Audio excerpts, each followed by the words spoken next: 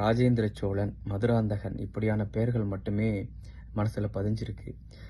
அவர் பேரு ஜேசு ராஜசேகர் அப்படிங்கிறது உங்க பேருன்னு யாருக்குமே தெரியாத அளவுக்கு நீங்க அந்த கேரக்டராவே வாழ்ந்தீங்க. ஒண்ணே ஒண்ணு, நான் ஆரம்பத்துல உங்க குரல் மாடுலேஷன்லாம் எக்கச்சக்க டிஃப்ரெண்டா இருந்தது. உங்க உடலே வந்து வேற மாரி இருந்தது. இந்த கதாபாத்திரத்துக்காக உங்களோட எல்லா டோனையுமே மாத்திக்கிட்டீங்க.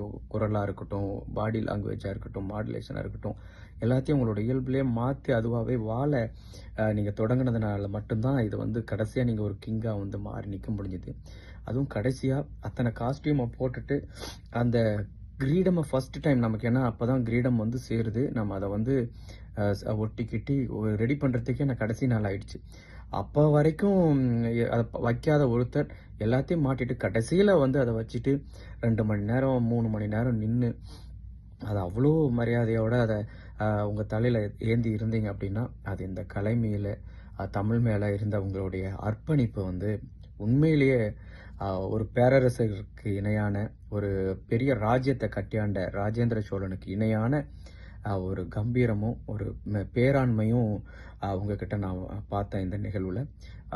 மிக்க நன்றி, வாழ்த்துக்களும் ஜேசு ராஜசேகர் என்கின்ற ராஜேந்திரன் அவர்களுக்கு.